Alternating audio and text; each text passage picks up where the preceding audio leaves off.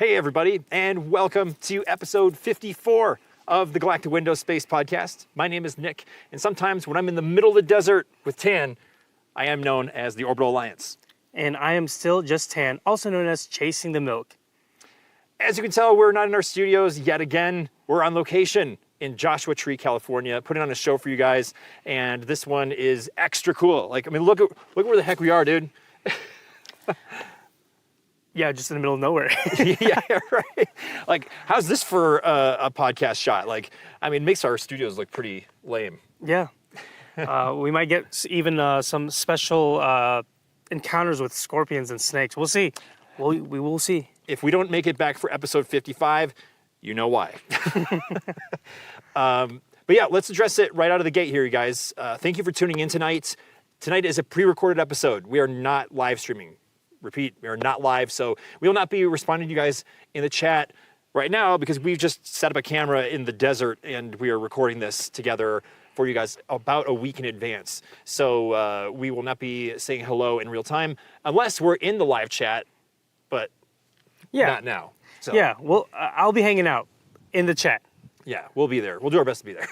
Yeah. But why is that, Tan? Like, why are we taking a week off? I'm going to be out traveling some more. I'm going to be out in Texas. And, I mean, yeah.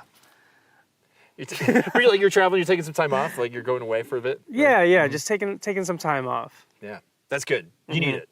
Yeah. You really need it.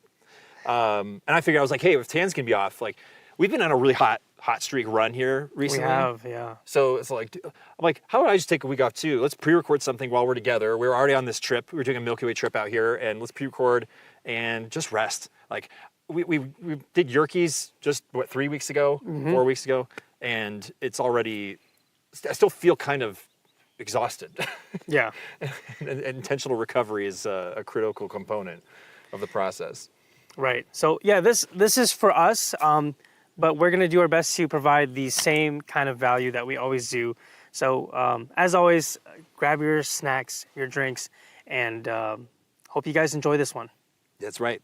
So, in this episode, you guys, we want to get right to the chase. We're going to be talking about 3 steps for making a great Astro adventure, which is what we're on right now, right? Yeah. There's so much to think about. There's so many components to it, and a lot of it is subjective, but I think there is some objectivity to it that helps you form a really successful trip when you're trying to see the night sky or image the night sky. We're pretty experienced with it. This is not our first rodeo being literally out here in dark skies in a rare location. I guess, rare for some Midwestern loafs like us, but yeah. So we want to share our tips with you. I know we've kind of covered some of this before, but honestly, the difference is that we're right here. We're out in it right now. Like, we're not sitting at home dishing out stuff. Like, we're on site. Yeah. So still feels kind of crazy that we're here, and I'm feeling some rain. Yeah. Right. Of all the like places that we should be feeling like a spitting rain right now, it's in the middle of the desert, Californian desert. But yeah, we're just gonna roll with it. So let's jump right into it. Yep. Yeah, go for it. Step 1. What is step 1? Help me out. Yeah, this is great. Like, I mean, that's probably what a lot of you guys are asking right now. Is like, what the heck is step 1? Preparation. We're thinking preparation. Like, there's a huge piece of making a trip happen, and you can have all different kinds of goals, I think, right? Like, you just going out to see the night sky, the Milky Way, or perhaps you're an amateur astrophotographer, you want to image the Milky Way or get some deep sky stuff, or you're an advanced person, you want to really step out of your bounds, try something really challenging that you've never done before. I think preparation, you really got to do some homework ahead of time. You can't just wing it. So we've got a couple sub steps under this step that we'll cover for you guys, and hopefully this helps you get a good sense for how to plan a trip and what to consider instead of just showing up here and be like, dude, so what do I do? Do I go on that rock? How the heck did I get here in the first place? Yeah. Preparation is extremely important, and I know some of you guys are rolling your eyes like, oh no, we got to plan stuff. Don't worry, this is not going to be like a 50 task list. It's better to come somewhat prepared, just so you're not out there blindly, literally walking in the dark. And so yeah, we're gonna gloss through these real quick. Yep. And it's gonna start with just being a little bit prepared. So. Dark skies. You said dark skies. That's probably a great place to start. Let's do it. Yeah. So, obviously, if you want to enjoy the night skies, having somewhere that is away from light pollution is going to be the most ideal spot. And I know it's not going to be feasible for everyone, but you don't have to be out where we are in the middle of Joshua Tree here. You can just drive maybe an hour away from home. Whatever that is, just get away from the lights. Mm-hmm. Yeah, if you guys remember from past episodes, like the one we had with Don Ficken, gosh, last year in the fall, September, August, I'm already forgetting. Yeah. He was great. He was talked about dark skies, and there's the Bortle scale, right? Bortle 1 through 9, and it's a rating scale for how much light pollution is in the sky. So 9 being, oh my gosh, I'm in downtown Chicago or downtown New York. I can only see the moon and maybe a planet.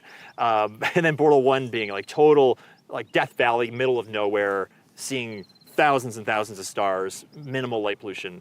There are very few places left in the United States that are Bortle 1, like true authentic Bortle 1. Even those that are diminishing or disappearing, which is really sad. So, but you can see the Milky Way in Bortle 3, 4, right? You can just start seeing it around there, right? Yeah.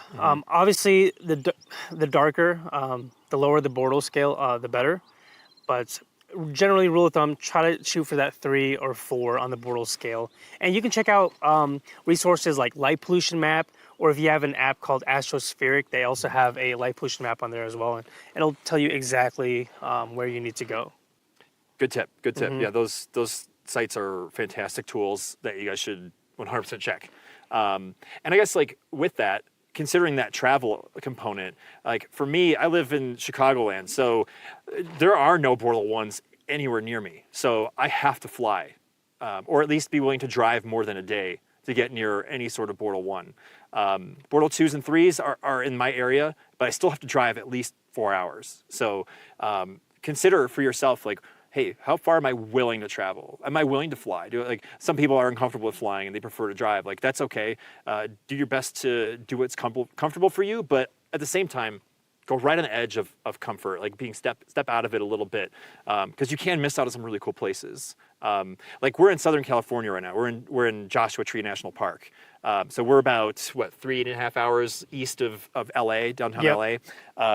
You know, it's a comfortable 4-hour flight for me to get to LAX, but then you got to drive a little bit, and you got to go literally. Like, I wish we could show you the scale of this place right now. Would it take us like almost half an hour to just from the park's edge to get to this spot? Yeah, and I don't know how much further like you can go. It's we've never actually like trekked across the entire park, but it's pretty big. Yeah, it's very, very big. And something that Tan and I found, like we planned to be here, and we knew we came here to do Milky Way photography, to be in dark skies. St. Louis and Chicago are not very friendly, but something that we realized is even though we planned to be here, there's still light pollution. There's a lot of weird creatures. I don't know if you guys can hear that on the little mics here, but like there's like a bird frog. I don't know. Bird frog. Was.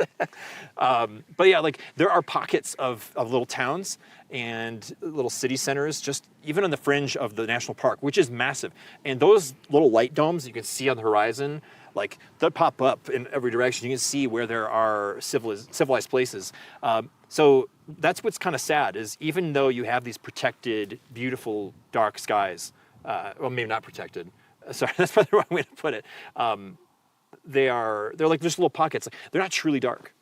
So I would say be prepared for a little bit of that expectation. Yeah, like it's not going to be pitch black. It can be if you go to the right place, but not everywhere. Even though there's like a historically known to have dark skies, it can still be light polluted, which is something we've learned. Like, do you want to talk about where we're staying and like how that has affected us? Yeah, so we're staying in Landers, which is maybe a little less than an hour from the park here, and like Nick was saying, it's dark. It really is dark. You can see the Milky Way easily, no hesitation. You can point to it in the sky and find it. However, there are those pockets of towns that just create this little light dome, and we'll show some pictures. But yeah, you can see really, really dark skies, but on the horizon, you're just going to see little towns. And to kind of go back to preparation, just expect that.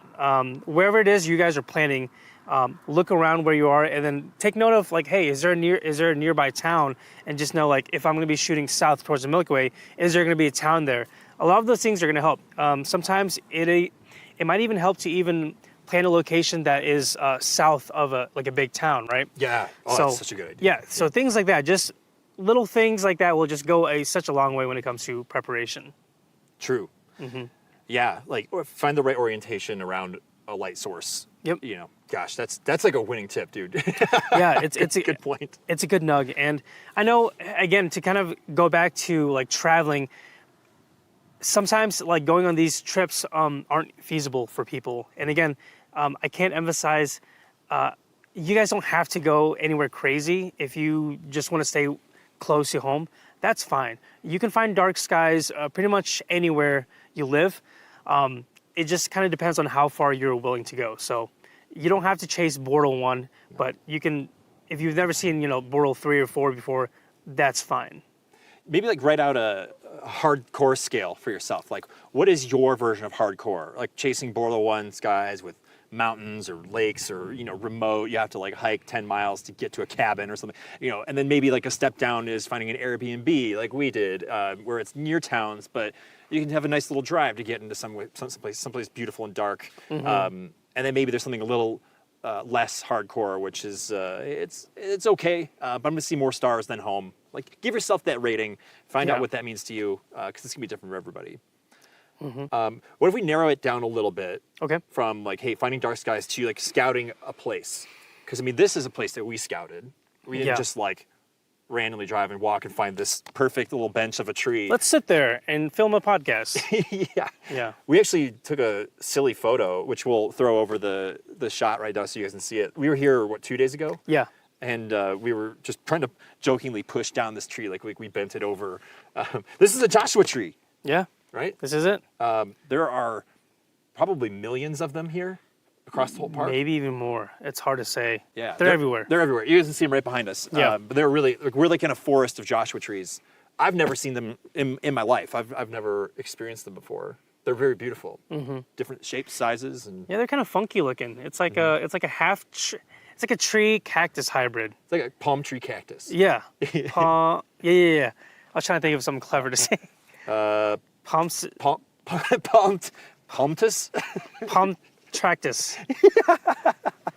Yeah. Never mind. They're beautiful. They're really Yeah. cool. And we'll get to a little bit more of the details around this story a little bit later in the show. But we happened to check out this subsection of the national park. There's a lot of little pull-offs with parking lots, and there's a nice little path lined by stones that's just behind the camera, actually. So we're literally just off the beaten trail. We came out here to see what might a potential place be for shooting Milky Way. Scouting. Scouting. It's So important. Whoa! Ah! Yeah, scouting is, I feel like that's just, you can't skip it. No. You can't skip it. The last thing you want to do is just show up, especially after night, and say, I'm just going to wing it. This kind of looks cool. It can be extremely dangerous. We don't really know our environment that well. I mean, we have cows and flat land in Missouri. And out here, we've seen scorpions and just all kinds of critters. So what you want to do is just know where you are going. So scouting, daytime, spend the day, however long it takes, drive around and mark spots on Google Maps. That's what I really like doing is I actually download an offline map of where you are, because we don't have any service here. And the last thing you want to do is get lost or not have service. So first of all, figure out where you're going to go, download an offline map of that area. It's really easy. Just go to Google and there'll be a setting that says download offline map. Once you do that, once you're driving around, if you see something cool, pull off and save it as a location, and maybe type in a little note like crazy looking rock, or a lot of these places have actual names. We are at Hall of Horrors. Hall of Horrors, yep. Yeah, so just basically just label these, and next thing you know, you have a perfect offline map with tons of little places that you can use as a Milky Way spot. So scouting is extremely, extremely important. Dude, I feel like you're dropping they're not just nugs, they're golden nugs, dude. Yeah, glaze me. Glaze me. Not worthy. It's so smart, the offline maps. And if you're really ambitious, Nowadays, there are resources out there to combat some of this stuff, like Starlink. Yeah. Tan's got Starlink, and there are ways to get internet access in remote places like this. If you have a portable power source and even a Starlink mini dish, which is literally the size of an iPad Pro, you can carry it in a backpack, set it up, plug it into like a little Jackery battery or whatever. Yeah. DJI has some. There's a bunch of those options, an Anchor battery. You can have internet connection that's better than most people's homes Yeah. out here in the middle of nowhere. So if you even just need to get maps to find the exit for a park, or you need to contact somebody for an emergency, those are really great options too. Yeah, and I think like you were saying with stumbling around in the dark, like winging it, it's probably the worst thing you can do. I've done it. Yeah. I've done some really sketchy, really sketchy areas where, I mean, I'm basically a few feet away from just falling off a cliff. And sure, I was a little ambitious and I had headlamps, and you feel like you could be super prepared, but you just don't know. Nature can be really weird. A rock could be loose, and it's best to just scout during the day so you know it. You kind of have that little bit of muscle memory of like, oh man, this rain's coming down. It is. It's starting to. Let's hope that stays over there. It's pretty broken up. I'm not that concerned, but I mean, we're just gonna do it. Yeah. If we get soaked, then so be it. Do it for the show. It's yeah, for the show. yeah, for We're the doing this for you views. guys. But yeah, like I said, scouting, super important. Yeah, I mean, threats could be wildlife, scorpions, rattlesnakes. It could be terrain, like rocks and cliffs. But it also could be people. Yeah. You also want to find a place where you know that you're going to be safe. So consider what that means for you and make that judgment. Yeah, don't be walking into someone's backyard at night. Good point. Seriously, like, well, you wouldn't know. You wouldn't know. Like when we arrived at our Airbnb, it was around midnight, and we're like, we were kind of stumbling around in the dark. And I know we're preaching you guys to not do that, but we at least knew we were within like an Airbnb, right? We weren't just out in the middle of the desert. But where I'm alluding to is we had no idea where we were going, and the next day we're like, oh my God, this is what this backyard looks like. We had no idea because the whole time we had headlamps on that still only showed you like maybe 10 feet at the most. Yep. So yeah, again, scouting is so important. Yeah. So yeah, get that practice in, get those reps in, and if you go do multiple trips, you'll get really used to scouting. Like go out during the day, and when you get there too, you'll notice if you've done a good job scouting. When you show up at night, you're like, I know exactly what I'm doing. I know exactly where I'm going. Yep. And I'm ready. Like for instance, this was going to be a place we were going to shoot Milky Way. I'll probably come back here tomorrow night. But these rocks over here to my right, everything behind us, were all potential foreground objects for our Milky Way shots, because the Milky Way is going to be right behind us here at nighttime. So, keeping in mind, it's like, hey, I want to get this Joshua tree and that rock, frame the Milky Way. We know it's going to be right here. Get that sense of the lay of the land and pick your place. And one thing I do is I use my phone or my camera with the exact lens that I'm going to shoot with, and I'll do a daytime shot of the composition. Yeah, that's really important. And I sometimes do like before and afters too, which is nice. So you could go back and be like, hey, I went out at 12 noon, bright middle of the day, took this shot, and here it is at 1:22 in the morning, same shot, and it's just a neat effect. Yeah, it honestly will save so much time. I feel like I don't want to repeat myself too much, but the last thing you want to do is just waste a lot of time in the dark. Sometimes like you won't have the best forecast, so if you have only an hour to shoot, you don't want to be sitting there fooling around like, oh, I don't know if I like this. Yeah. You scout during the day, like what Nick was saying, you know exactly what you're going to get. You take the exact photos with the exact lens and exact setting. Well, not the exact settings, but the exact lens. And then fast forward to nighttime, boom, you arrive, you know where everything is, and you just hit the ground running. Exactly. Yep.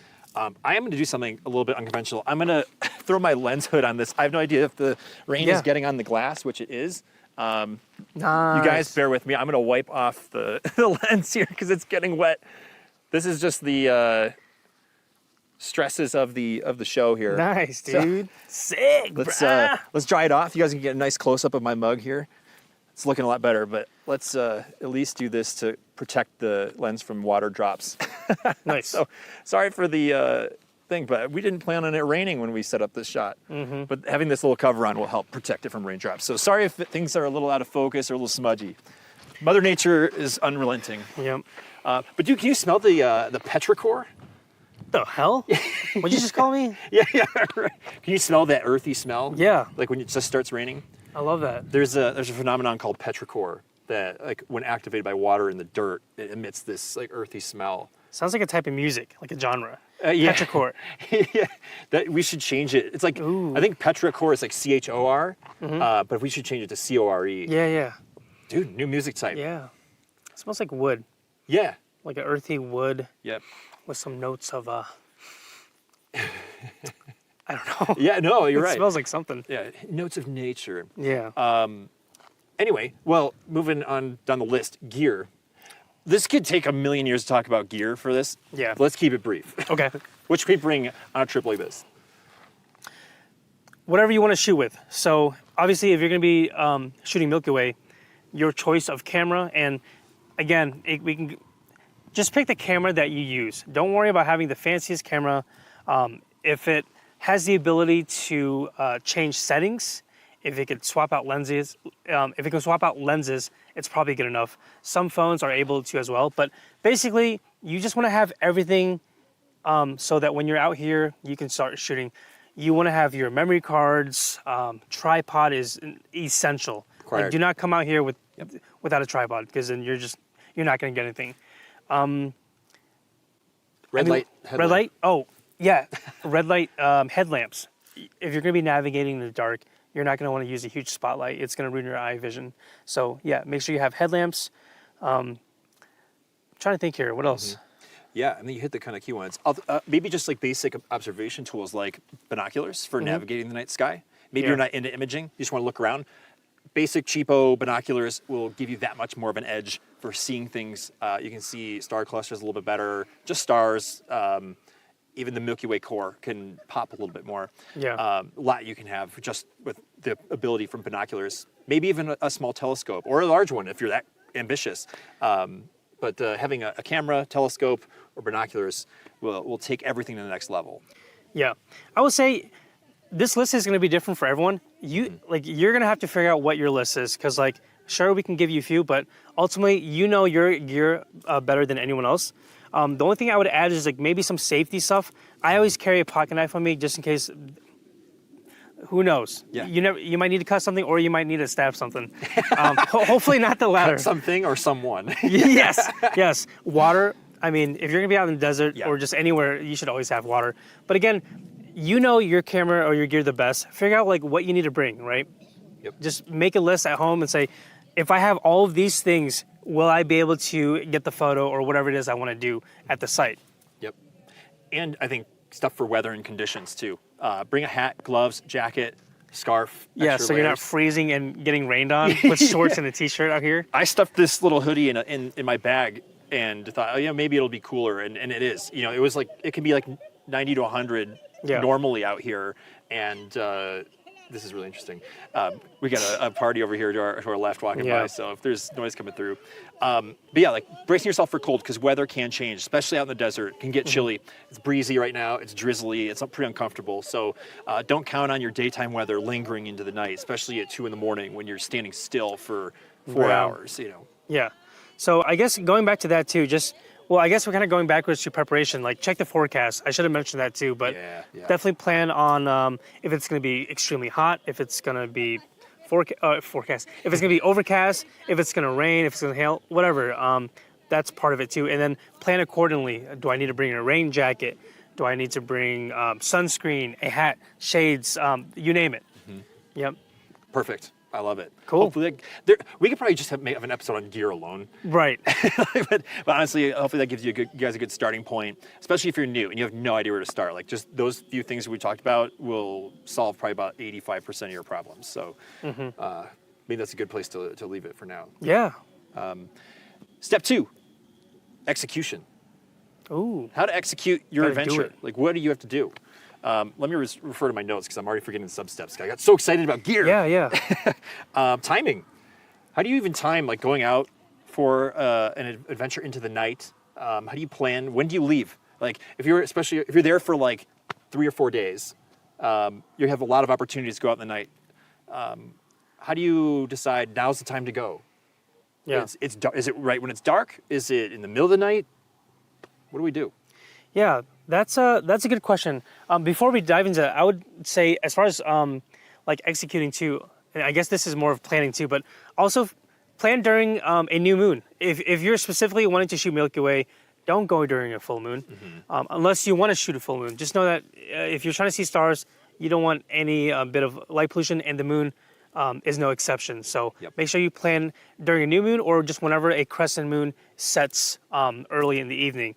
But going back to what you're saying, I think it just really kind of depends on what your goal is. So for me right now, I think the Milky Way is pretty vertical around midnight to 1 a.m.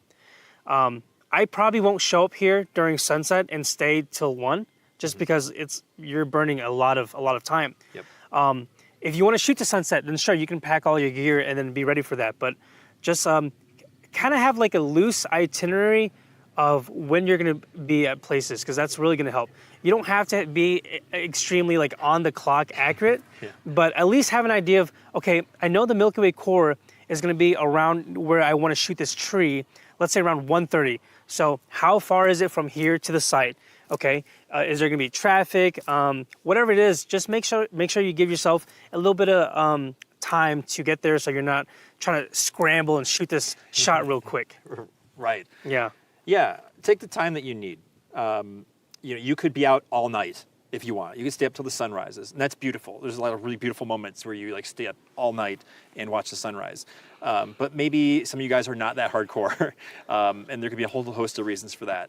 But maybe you set a time limit for yourself. You're like, hey, I'm going to be done at 2 a.m. And that's okay. You could get a lot of good views or images just in that midnight to 2 a.m. corridor, and that's plenty. But don't overdo it. Know your limits, and maybe even set an expectation for your time limits before you go out. Yeah. Keep in mind, depending where you go, you have to consider the time back home too. Ooh. So if it takes you like 2 hours to get to site, well, it's going to take you 2 hours to get back. So just know that. Just know your limits. Last thing we want is people driving home extremely tired. So again, all of those things matter. Just plan ahead. Plan ahead. I thought you were going a different direction, but that was another golden nug. But let me drop in this tidbit too. When you said time at home, Tan and I are 2 hours off of our time zone being here. That is also a factor. Like if we stay up till 3 a.m. here, that's the equivalent of 5 a.m. back home. Which we've been doing every single night. We have, and we're paying for it dearly. Yeah, I can honestly probably fall asleep right here, like mid-podcast. Yeah, we've been napping quite a bit, sleeping in pretty late, and that's sometimes what you got to do. But do be aware of that. Like, don't be a hero. If you're like, hey, I'm going to stay up till 5 in the morning, but I'm from New York and now I'm in California. Like, that's 3 hours You're of adjustment. Feel it. Like, you're going to feel it. That's like the equivalent of going to bed at 8 a.m. So you may have just officially stayed up for 24 hours or more, and that could be dangerous, especially if you're driving in the desert for 2 hours to get back to your Airbnb or hotel or whatever. Like, don't do that to yourself. Yeah, good advice. I totally slipped my mind. Didn't even think about it. Yeah, and I think that plays less of a factor if your trip is shorter. Usually, if Tan and I have an average of like a 2 or 3 day trip. That's a sweet spot for me. Yeah, it's not too exhausting. You get usually about 2 nights worth of effort. But this trip, we were out for like 6 days. Yeah. And we have about 4 or 5 nights of opportunity. So staying up all night for 5 or 6 days in a row is actually a really unhealthy thing to do. So we're kind of grateful it's cloudy because we're probably not going to be able to go out tonight and do imaging. We're just going to go to bed and rest up so tomorrow we can be alive. Yes. Yep. It's just... Again, I think each of these subpoints we could have a whole episode on. It's so important. Every single one of these is important. Mm-hmm. Staying up late, that was the next point, honestly, but it kind of lined up with that timing component. Yeah. Capturing, like we're out executing. We've done our scouting. We have all the gear we need. We've timed it. We've showed up at the right spot. Like say it's right here. Now what? What do we do? How do we even capture what we hope to capture? I think if you have that composition in your head of, I know I want this, there's a motorcycle riding by, sorry if that's loud. I want this Joshua tree in the shot and that rock in the shot and the Milky Way is in place, like I got my gear going. I would say give yourself some grace on expectations when you're trying to get the shot you want, because you could do all that planning and sometimes it doesn't turn out how you want it to look, and that's okay. So maybe it means scooting the tripod a foot to the left or a foot to the right. Sometimes it means abandoning your planned shot altogether and calling an audible and scooting to the other side of that boulder 100 meters away. That's okay. But I say have your plans, have your goals, but be flexible and get as many opportunities as you can with the time that you have. So get different kinds of shots, take single exposures, take a bunch of stacked images, or like a series of images so you can stack photos. So if you don't know what stacking is, Google that, and you can figure that out pretty quickly. But yeah, there's so many different ways you can go about it. You can do time lapses, you can do star trails, you can do Milky Way shots, you can do deep sky. Lots of different ways that you can capture the night sky. There are no wrong answers, and I'm going to piggyback off of what you said about being flexible. That's the biggest thing. I think rarely have I don't think I've ever done this, is showed up somewhere, set my camera down and said, oh, this is it, this is a shot. As long as you know the general area, you're going to be moving around, like 100%. Yeah. You're going to say, oh, this looked kind of cool earlier, but maybe it looks a little different now. That's fine. It's now dark. You're shooting at night, so your settings are going to be way completely different. You're going to be fumbling around. You're going to be figuring out. You're going to try to dial it in. Give yourself some time for that. Move around. Get creative. Again, there are no wrong answers. Play around. Like one shot may look completely different by simply just adding something else in the foreground, or maybe lowering your tripod even. It really just depends on what kind of lenses and gear you're using. But I can't emphasize how important it is to just be creative. Don't stress out if you take a photo and you're like, man, this looks like crap. That's fine. Go somewhere else. Just experiment. Dude, no way. They're listening to Joshua Tree. Rufus. Yeah, sorry. Dude, how perfect. That's so cool. Okay. Do you want to explain Rufus and that like special moment or the like tie-in that we've been having? Yeah. So Rufus Du Sol is an artist, and they have a very special album that's just live from Joshua Tree, and it's the artist playing here in the park. I don't know where specifically, but they play the entire set during sundown, and it's one of the coolest things. So you guys, we'll link it in the description. You guys will check it out. But it's like, Nick, we're going to be traveling to Joshua Tree, and we already love this artist. It's only obligatory that we just jam out to this the entire trip, and that's exactly what we did. Yep. So it's almost like just a funny moment to hear that in the background. There's literally a group of 3 people who've been like kind of walking around us on the trail, and we can hear them playing it on a phone or a speaker right now. And I'm like, no way, this is so cool. So good. You were talking about bringing it back around. Being flexible. Yeah. Getting creative. Adaptable, being creative. Account for disappointment too. I would say that's pretty important. Weather could come in and you could miss the whole night worth of imaging. You could do your best and think you have it all dialed in, and maybe your camera focus got bumped and then everything's out of focus. It's okay. It's okay. It's not the end of the world. It can be very disappointing to lose a night's worth of images or to not get that one magic shot. Just have grace for yourself and focus on the fun. Like, you get to be out in a really cool place and experience nature in a very unique way. Don't let the photography dominate your experience. It's a big part of it, but don't let it destroy it. Yeah, just have fun. Like, don't lose sight of why you're out here. Sure, you want to get that Instagram banger, or you want to get a photo that you can just share with your friends, but I promise you, if you enjoy it, those photos will just naturally come, versus you trying to get the perfect shot, but you didn't have fun the entire time. Have fun first, and then the photos will come, I promise. That's true. Well said. Yeah. Let's shift to step 3. What do you say? Last one is enjoyment, which is a perfect transition. Oh. Enjoying the process, enjoying the experience, the technicality and the pressure of getting the shot. Let it go sometimes, but also commingle with pleasure. Have some fun. One of the things we like to do that we've done on this trip is meeting people. Yeah. We're both TikTokers and content creators. We have a lot of people in our respective communities online that we've met only online. And we actually met up with 5 different people. Yeah. We've met other creators and users online, supporters. And this is our first time meeting them in person. And it was so much fun. That's freaking cool, man. even just for a meal. Like, it was like we were Yeah. coordinating, people were in the area, they happened to be in the area, or they lived out here. We made the space, we connected the dots. And it's such an enriching experience to be out on an adventure and add some humanity to it. It's okay to be isolated, and do a solo trip. Maybe it's just by yourself. You don't want to talk to anybody. You're in a tent. That's cool. If that's for you, go for it. I think the key component of humanity adds a richness and a potency that is unmatched, like, to just the night sky experience. So I'm stoked to have met all the people that we did on this trip. I would not have met them otherwise, and I guarantee you, if you do this too, it's like meeting old friends. I've never met them, and same thing happened with me and Tan. That's how we met. But like, I literally sat down at lunch and with some friends, and I was like, big hugs, sat down, conversation just took off. Never met him in my life.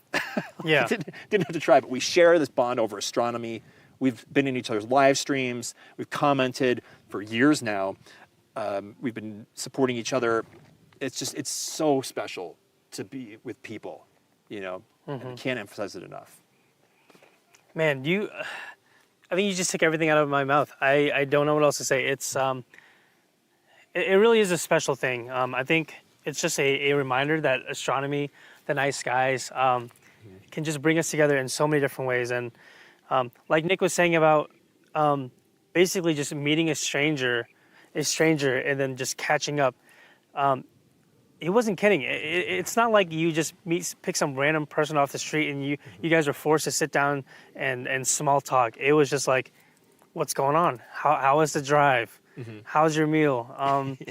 And it would have never happened if it weren't for astronomy and social media, So again, if you're like a solo lone wolf, that's completely fine. I think it just kind of depends on what you're doing. But just know that if you find other people with similar interests, so even if it isn't astronomy, finding someone else that does what you like, that believes what you believe, and just being able to meet them in person, it's a really cool thing.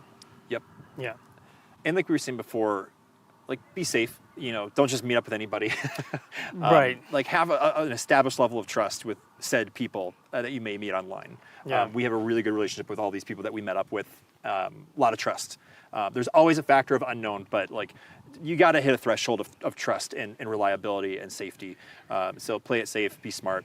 Yeah, I mean, the list grows ever longer for me. People I've met that I've known online that I met in person now. Actually, Same, yeah. 1 year ago this weekend, we were in Door County with our other friends too. Oh, no way. Literally this weekend. Oh, nice. It's like a full circle moment. It really is. Sick. Yeah. So that's like really cool. I mean, we've been doing this for a while now, and we've made so many really great friends, and I'll never forget those experiences. Yeah. Just a big shout out to everyone that we met. You guys know who you are. Just awesome human beings. Yeah. I can't say enough.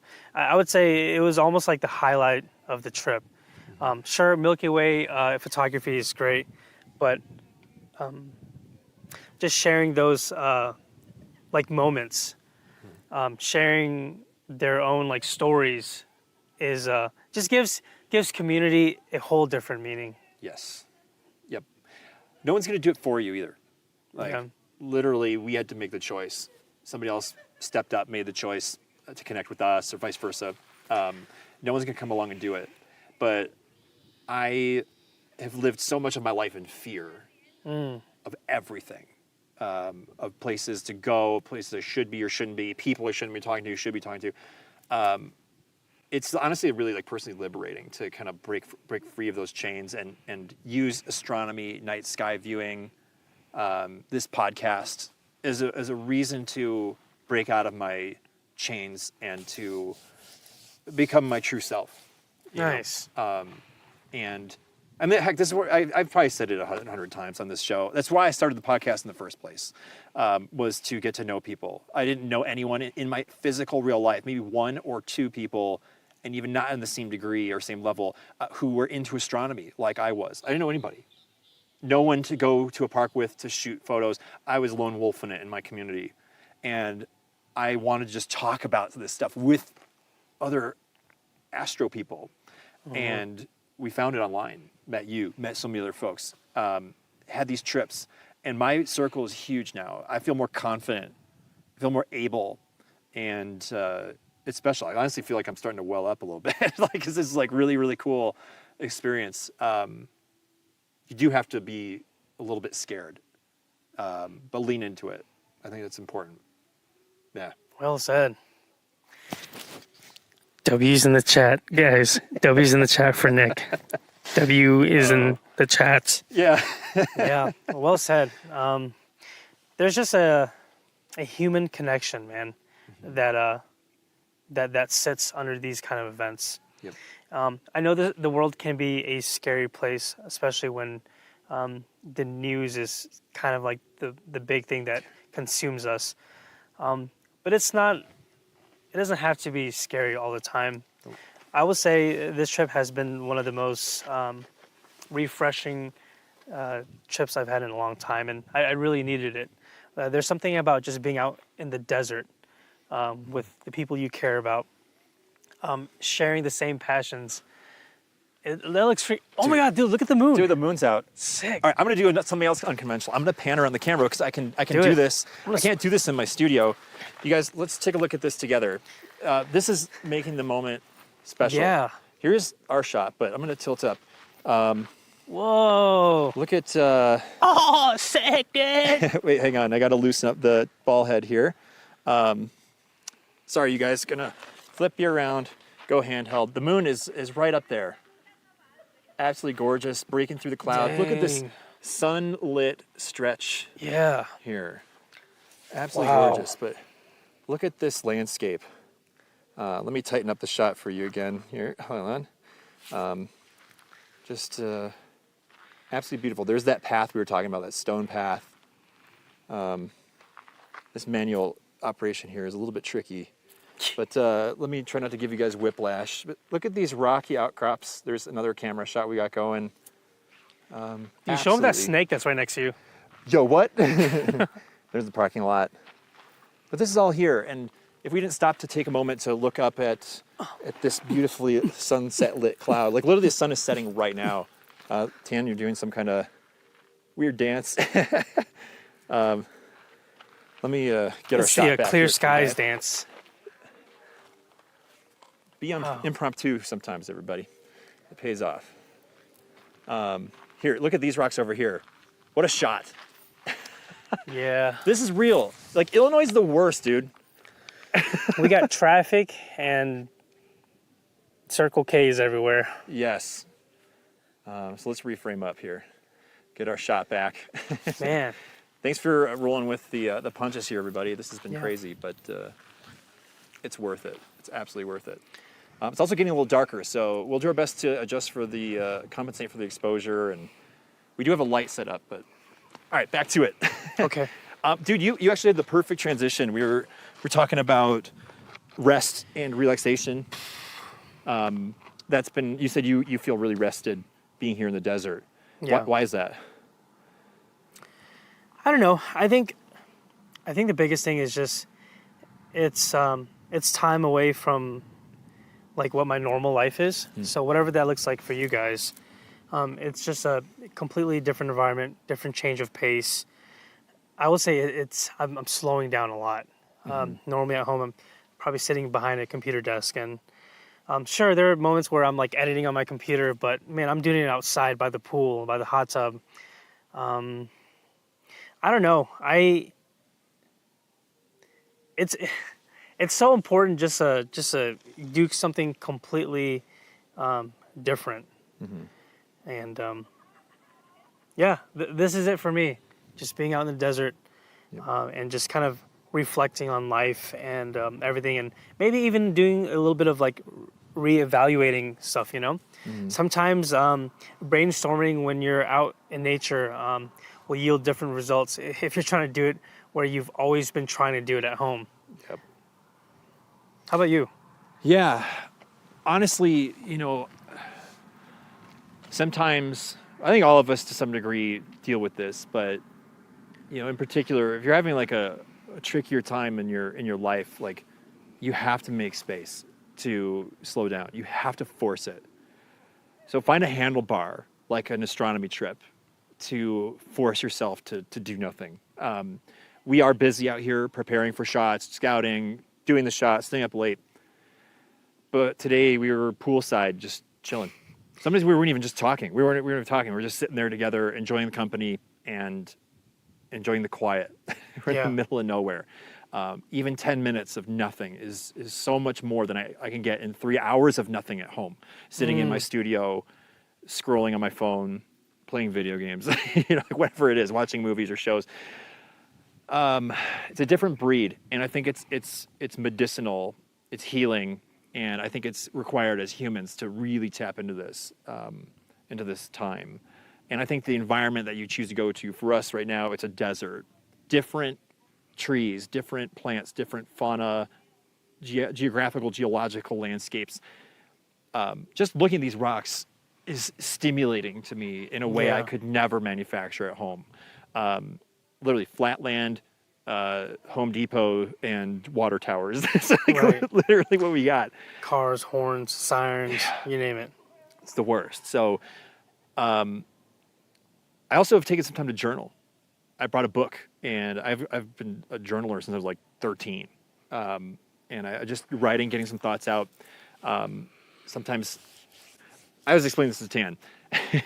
my counselor has talked to me a lot about the difference between if you're driving down the street on a motorcycle, you're not going to remember much in your neighborhood. Like if you were going through your neighborhood on a motorcycle, you kind of breeze through it. But if you're on a bicycle, it's much slower. You're going to remember, oh, the neighbor has a new garden, or wow, they painted their house. There's 6 kids playing in that yard. You're going to remember it. Forcing yourself to slow down. You can choose to blow through it on a motorcycle or choose to take a bicycle. Journaling in a time to get your thoughts out while you're on a trip like this, I think is the equivalent of taking the bicycle. You have the chance to get those thoughts out. Like, hey, today we were out traveling, and I'll never forget meeting this person and this conversation they said. You can trust your camera and your videos all day long, but it doesn't match handwritten notes or typing up a journal entry or something like that. And even meditation too, closing your eyes and just enjoying the stillness, the peace. What did we do last night? You want to tell everybody what we did last night on those chairs by the pool? Yeah, we just laid down and stared at clouds. There are a few moments where we had little windows of stars, but it was mostly overcast. So you're like, well, how could we sit there for 2 hours just staring at the clouds? Mm-hmm. Well, we had some of the most, I felt like, thought-provoking and maybe even difficult conversations. Yep. But I will say there wasn't any weight to it, meaning it didn't feel heavy on me to have those conversations like I normally would. In fact, if I was at home, I don't think I would have even brought it up, to be honest. It's just just the environment just didn't. It feel like it wouldn't fit the timing. Yep. But there we were, laying down, having really awesome conversations, some even extremely difficult. Yep. Yet it was just kind of refreshing, and I could only equate that result due to the environment, the everything that we talked about leading up to this, getting out.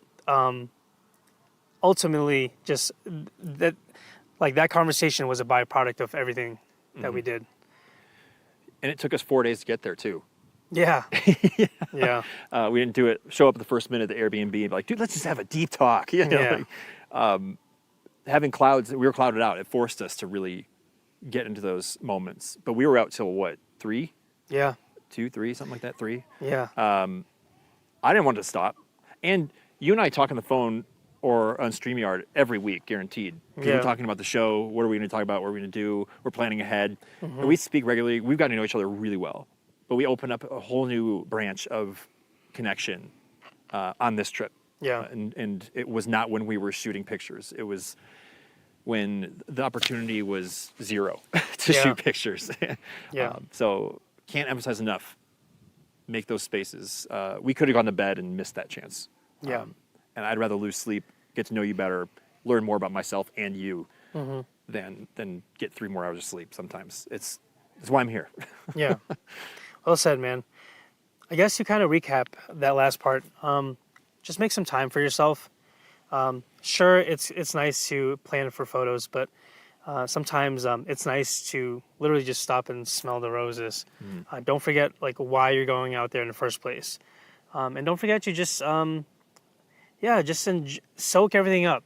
I don't know how else to say it.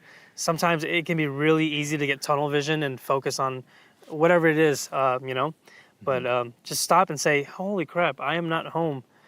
Whether you're in the desert or you are just an hour away from home, just say, "This is a completely different change of pace for me," and leverage that. Use that to your advantage, because sometimes these opportunities don't really come by that easy for people. If you work a lot, you're not going to have PTO or whatever it is. Yep. If you have a chance to go out and do this, don't waste it. Take some time for yourself. What this guy said. Let's transition to the last sub-step, which I'm forgetting like an idiot because I'm so enthralled with what you're saying. Taco Bell, I think. Yeah. Go ahead. We actually got Taco Bell on this trip, and hold on. We kind of got Taco Bell. We specifically got 2 drinks. We got 2 Baja Blasts, and that's it. We didn't order any food, but we were just craving a Baja Blast, and honestly, it was a nice pick-me-up right before we arrived here. It wasn't just nice; it was required. It was mandatory. It was. It changed me. Like I'm not being silly or facetious when I say that. Like I was tired today. We took naps. We were kind of groggy. Yeah. I had a headache coming on, and seriously, something that's just like a little sugar rush. We didn't even drink. I think I drank like a quarter of it. Yeah. It was not that much, but just that little pick me up. It did wonders for me, and I'm glad we did it.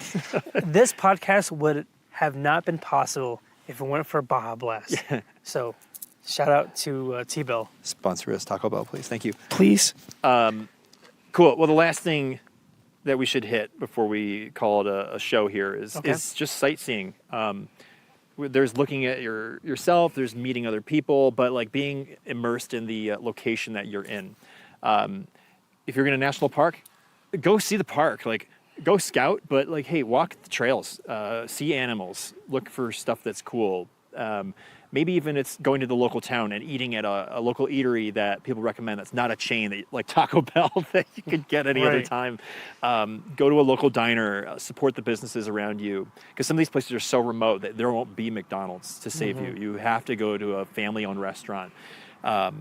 There's museums. There's cool hot spots that are, historic sites. There's gold mines, pun intended and literally. Like there's literally gold mines and other cool things around here, for you to check out. It depends on where you go, but don't get lost in the sauce, and totally try to culture yourself. It's all like culturing, right? Go home with all the different angles, like people, astrophotography, and the location. Buy into it. And that's pretty much it, guys. Just those 3 things. And you're guaranteed to have a wonderful trip. Like, no doubt about it. Yep.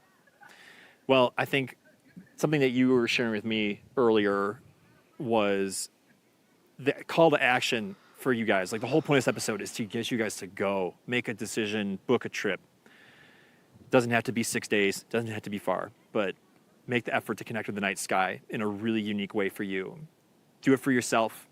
Do it for your family. Do it to connect with friends, and just watch what astronomy can do for your life. It's free. It's literally free. I know the trip costs money, but the event, you're not paying $300 for concert tickets. I mean, there's any number of examples of things that cost money, but the night sky is available to all of us. Don't miss it, and it's there for you. Yeah. Wow. Well said. Yeah, that was perfect. I think I just want to end it with a big shout out to the people we've met. So I'm just gonna name you guys out. Tiffy, Dan, you guys are awesome human beings. Thank you for everything. Gloria, Susan, such a pleasure to meet you guys. Also, again, the OGs, thank you for seriously just everything. And just a huge shout out to Selena and her family for making this possible. Can't say thank you enough. So appreciate you guys. And of course, shout out to every single one of you guys watching or listening. You guys are all part of that too. Collectively, you guys make all of these things possible. And yeah, just keep looking up and please book a trip. I know there's going to be a good chunk of you guys that listen to this and like, okay, scroll on and go on with your life. Sure, we get it. But I promise you, this is one of those things where you will only understand what any of this means if you actually go out and do it. So whether it's a crazy trip or if it's just backyard camping, I don't care. Do something different, do something unconventional. Take the time to go out for yourself and for your family and just enjoy the night skies. Brilliant. Love it. Well said, dude. Yeah. Well, let's call it there. Let's end episode 54. Cool. A reminder that you guys, this was pre-recorded. Thank you for tuning in, even though we were not live. But just know that even if we're in the chat or not, Tan and I are enjoying some well-deserved rest from the show. But we wanted to make sure that we kept it going for you guys. We appreciate you guys being here every single week, whether you listen live or on the audio or the replay afterwards. Like every single one of you are so important to us. And we want to make sure you got something really cool, even if we're taking some rest. And we'll explain a little bit more about what that looks like for us going forward in future episodes. But we appreciate you guys tuning in. And next week, we'll be back live Monday night, 9 p.m. Central Time in the U.S., doing episode 55 of the Galactic Window Space Podcast. That's right. Nice, dude. Dude, yeah. Well done. It's getting dark. It is. So that's all the more reason to wrap up because our little light here probably won't sustain us for a while. But yeah. Thank you all. Have a wonderful week. And you know the drill. We will see you all on the other side.